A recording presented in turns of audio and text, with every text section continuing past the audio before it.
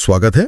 आज हम एक बहुत ही दिलचस्प किताब जेम्स क्लियर की एटॉमिक हैबिट्स, इसके 2 खास अध्यायों पर बात करेंगे, अध्याय 8 और 9। जी। हमारा फोकस रहेगा कि अच्छी आदतें मतलब कैसे बनाएं कि वो टिक जाएं, उन्हें आकर्षक कैसे बनाएं और इसमें हमारे आसपास के लोग, हमारा समाज वो कैसे मदद कर सकता है। हाँ, ये बहुत महत्वपूर्ण है। आज का मकसद सिर्फ ये जानना नहीं कि क्या करना है, बल्कि ये समझना है कि हमारा मन कैसे काम करता है, हमारा माहौल कैसे हमारी आदतों पर असर डालता है, शायद अनजाने में भी। बिल्कुल। और फिर इस समझ का इस्तेमाल करके कैसे हम छोटे पर पक्के अच्छे बदलाव ला सकते हैं। जी। और हमारे पास सोर्स के तौर पर किताब की यही अंश है, तो ठीक है, चलिए शुरू करते हैं इसकी गहराई में उतरना। हाँ, और देखिए, अक्सर लोग सोचते हैं कि आदतें बनाना बस विल पावर मतलब इच्छा शक्ति का खेल है। हाँ, यही लगता है ज्यादातर। पर ऐसा है नहीं। ये ज्यादातर हमारे मनोविज्ञान, हमारे दिमाग और हमारे माहौल का एक मिला जुला असर है। क्लियर यही दिखाते हैं कि इन ताकतों को समझकर हम उनका इस्तेमाल कर सकते हैं अपने फायदे के लिए। तो आज हम उन्हीं तरीकों पर गौर करेंगे। अच्छा, तो अध्याय 8 से शुरू करते हैं। इसका जो मेन आइडिया है वो ये कि आदतें तभी टिकती हैं जब वो आकर्षक हों, मजेदार लगें। क्लियर एक बड़ी अच्छी बात कहते हैं कि हमारी आदतें असल में किसी इच्छा, किसी लालसा या क्रेविंग से जुड़ी होती हैं। हाँ, क्रेविंग। उनका उदाहरण भी सही है कि हम सुबह दांत इसलिए ब्रश नहीं करते कि ब्रश घिसना अच्छा लगता है। नहीं, बिल्कुल नहीं। बल्कि इसलिए कि उसके बाद जो मुंह में ताजगी आती है ना, वो एहसास चाहिए। वो क्रेविंग है। बिल्कुल, वो साफ मुंह वाली फीलिंग। और ये आकर्षक बनाना ये सिर्फ कहने की बात नहीं है। नहीं, इसके पीछे पूरा विज्ञान है, दिमाग का खेल है। अच्छा। हाँ, जब हम कोई ऐसा काम करते हैं जिसमें मजा आता है या जिससे लगता है कि कुछ इनाम मिलेगा, तो दिमाग में एक केमिकल निकलता है, डोपामाइन। हाँ, सुना है इसके बारे में। वो हमें अच्छा महसूस कराता है और दिमाग को वो अच्छा एहसास दोबारा चाहिए होता है, तो वो हमें उकसाता है कि वही काम फिर से करो। अच्छा, तो ये चक्कर है। जी। तो जब क्लियर कहते हैं आदत को आकर्षक बनाओ, तो मतलब है कि उस आदत के अनुभव को इतना अच्छा बना दो कि दिमाग खुद ही उसे करना चाहे। ये इच्छा शक्ति से ज्यादा केमिस्ट्री की बात है। तो इसी केमिस्ट्री का फायदा कैसे उठाएं? क्लियर एक तकनीक बताते हैं, टेम्पटेशन बंडलिंग। हाँ, टेम्पटेशन बंडलिंग, प्रलोभन को जोड़ना। इसका फॉर्मूला बड़ा आसान सा है। एक काम जो आप करना चाहते हैं, मतलब जो आपको पसंद है, हाँ, उसे केवल तभी करें जब आप वो काम कर रहे हो जो आपको करना चाहिए, मतलब वो आदत जो बनानी है। हाँ, इसे थोड़ा और खोलते हैं।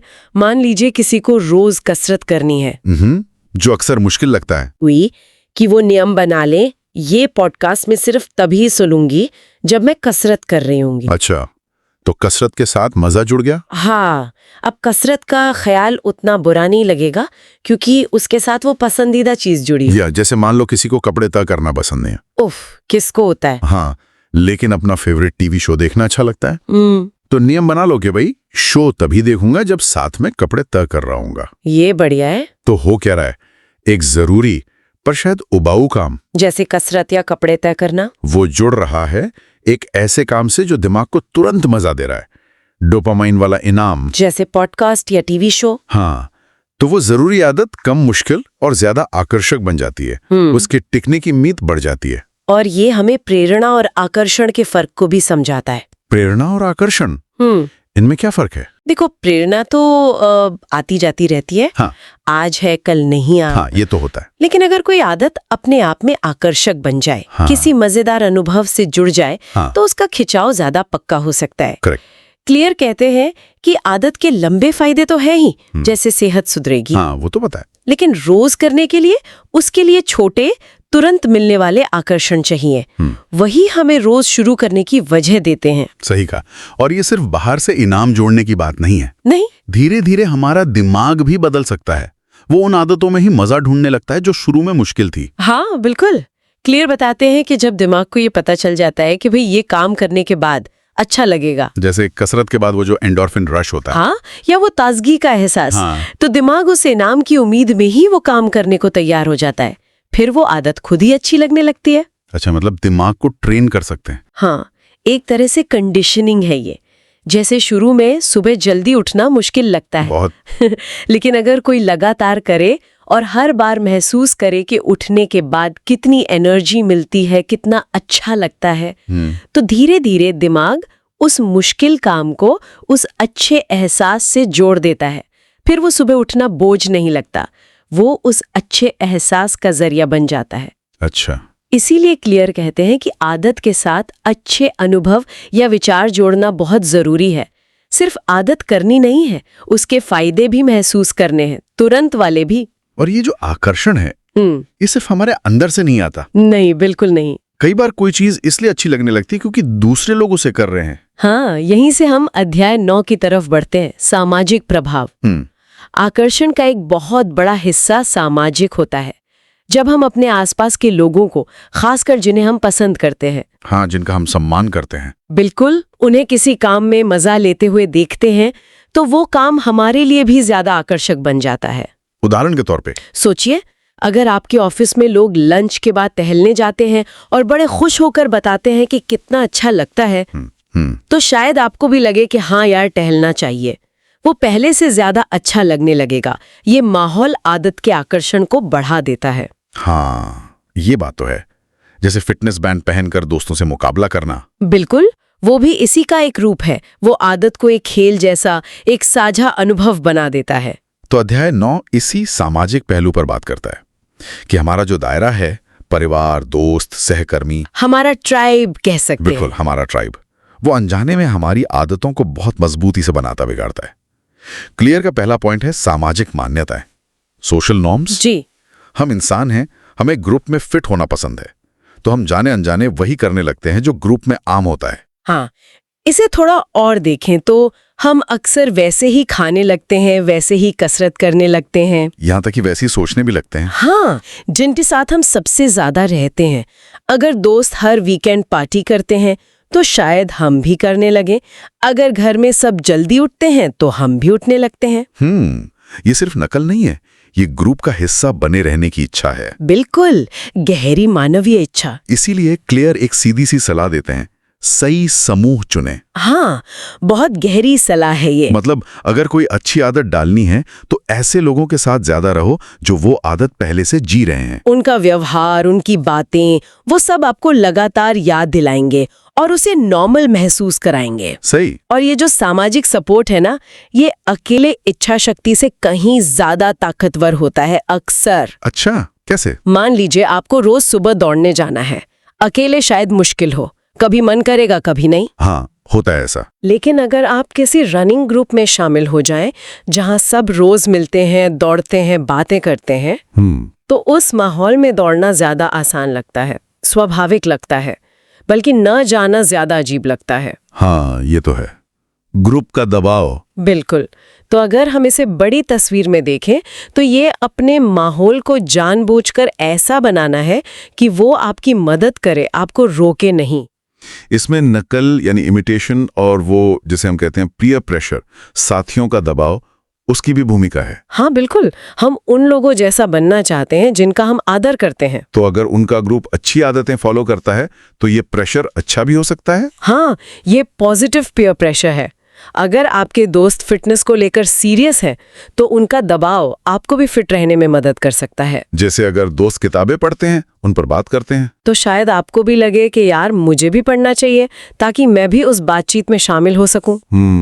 पीछे ना रह जाऊं। हाँ, ये हमारा स्वभाव है। क्लियर कहते हैं इस स्वभाव का इस्तेमाल अच्छी आदतों के लिए करो। और इसी से जुड़ा एक और टूल है सामाजिक जवाबदेही, सोशल अकाउंटेबिलिटी। ओहो, ये बहुत शक्तिशाली है। जब पता हो कि कोई देख रहा है या किसी को रिपोर्ट करना है तो हम काम टालते नहीं हैं या छोड़ते नहीं हैं। हाँ, जैसे किसी दोस्त के साथ जिम जाने का पक्का प्लान। हो सकता है आपका मन ना हो, लेकिन आप इसलिए जाते हैं क्योंकि वादा किया है, दोस्त इंतजार कर रहा होगा। सही। या मान लीजिए आपने फेसबुक पर लिख दिया कि मैं अगले 30 दिन रोज मेडिटेशन करूंगी। ओह, तो वो एक तरह का पब्लिक कमिटमेंट हो गया। हाँ, वो घोषणा ही जवाबदेही बन जाती है। ये तब भी काम करती है जब अंदर से मोटिवेशन कम हो। तो सवाल ये है कि हम अपने जीवन में ऐसी पॉजिटिव जवाबदेही कैसे लाएं? लेकिन जैसे अच्छा माहौल मदद करता है, बुरा माहौल नुकसान भी तो करता होगा। हाँ बिल्कुल, क्लियर इस बारे में भी सावधान करते हैं।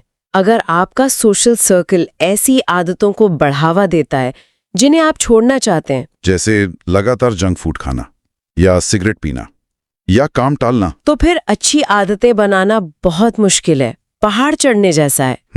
ऐसे माहौल में जहां गलत आदतों को नॉर्मल माना जाता है या मजाक उड़ाया जाता है अगर आप कुछ अलग करें, जैसे अरे यार एक दिन डाइट तोड़ने से क्या होता है, हाँ, या चल ये काम कल कर लेंगे, ऐसी बातें, वहां टिके रहना मुश्किल है। तो क्या करें? क्लियर का सुझाव है कि सिर्फ अच्छा माहौल बनाना काफी नहीं है, बुरे सामाजिक असर से खुद को बचाना भी उतना ही जरूरी है।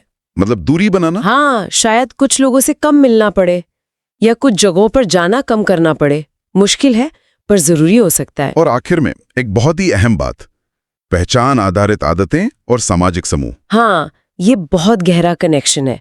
क्लेयर पहले भी कहते हैं कि सबसे पक्की आदतें वो है जो हमारी पहचान बन जाती हैं। जैसे मैं सिर्फ कसरत नहीं करता, मैं एक फिट इंसान हूँ। बिल्कुल, मैं सिर्फ लिखती नहीं, मैं एक लेखिका हूँ।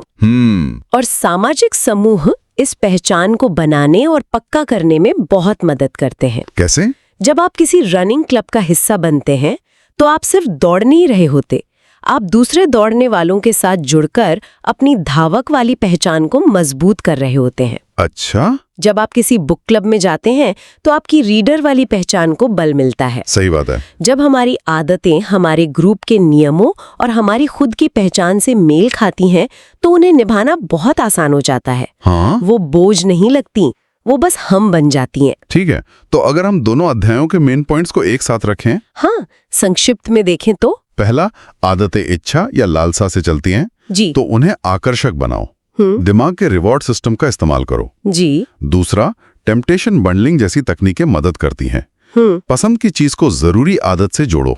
तीसरा, आदत के साथ अच्छा अनुभव जोड़ो ताकि दिमाग उसे चाहे। छोटे तुरंत मिलने वाले इनाम भी काम करते हैं। सही।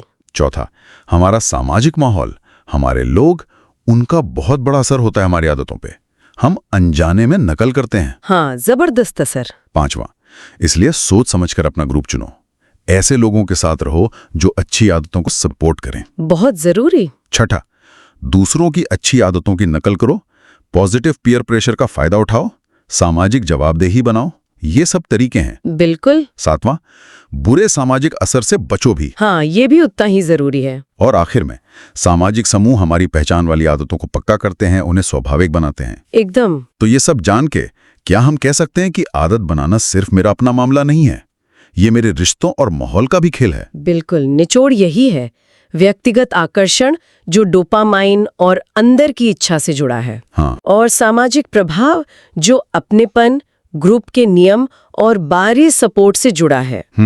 ये दोनों मिलकर आदत बनाने का एक बहुत शक्तिशाली ढांचा बनाते हैं। क्लियर। यही दिखाते हैं कि सबसे असरदार तरीका अक्सर दोनों का मेल होता है। मतलब सिर्फ आदत को दिलचस्प बनाना काफी नहीं? नहीं, उसे एक ऐसे सामाजिक माहौल में रखना भी जरूरी है जो उसे सपोर्ट करे, उसे मजबूत करे।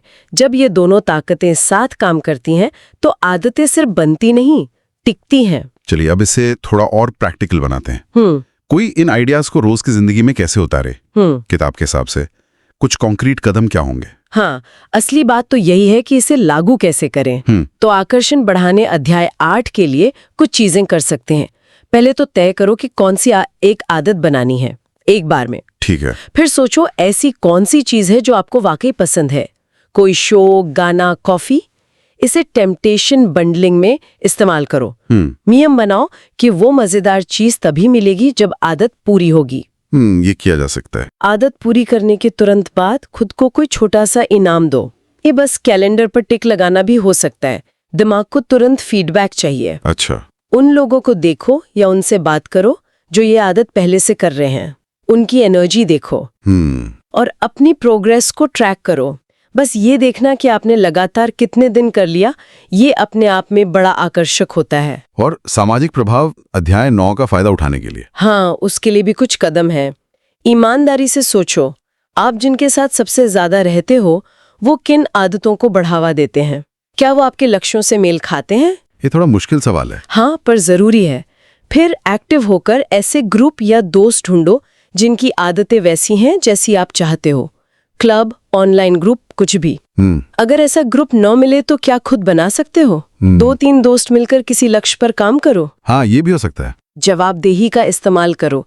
किसी को बताओ अपनी प्रोग्रेस के बारे में, दोस्त, परिवार, कोच या किसी ऐप पर शेयर करो।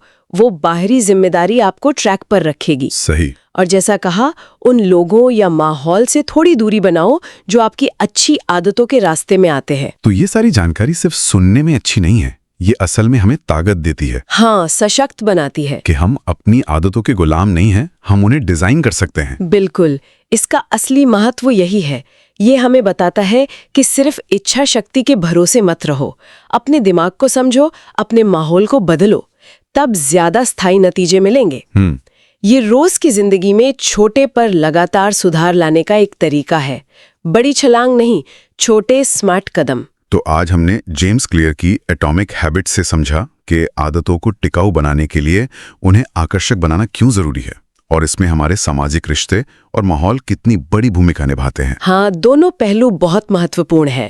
टेम्पटेशन बंडलिंग से लेकर सही लोगों का साथ चुनने तक कई रणनीतियां हैं, और सबसे बड़ी बात शायद यही है कि आदतें किस्मत से नहीं बनती, उन्हें सोच समझकर बनाया जा सकता है, डिजाइन किया जा सकता है। और शायद अंत में सोचने के लिए एक दिलचस्प सवाल ये है, जिस तरह क्लेयर बताते हैं कि आकर्षण और सामाजिक प्रमाण आदतों को मजबूत करते हैं, क्या हम देख सकते हैं कि हमारी आज की कई डिजिटल आदतें, जैसे घंटों सोशल मीडिया स्क्रॉल करना या बिंज वॉचिंग करना, इन्हीं सिद्धांतों का कितनी चालाकी से इस्तेमाल करती हैं? हाँ, ये तो है। लाइक्स, कमेंट्स, नया कंटेंट। बिल्कुल, कंपनियां जानती हैं कि हमें कैसे बांधे रखना है। तो बड़ा सवाल ये है कि क्या हम इन्हीं शक्तिशाली सिद्धांतों का इस्तेमाल पलटकर, जानबूझकर उन आदतों को बनाने के लिए कर सकते हैं जो वाकई में हमारे जीवन को बेहतर बनाती हैं, हमारे लक्ष्यों के करीब ले जाती हैं? ये सोचने वाली बात है। इस गहरी चर्चा में शामिल होने के लिए धन्यवाद। उम्मीद है एटॉमिक हैबिट्स के इन पहलुओं पर हुई ये बातचीत सुनने वालों के लिए उपयोगी रही होगी।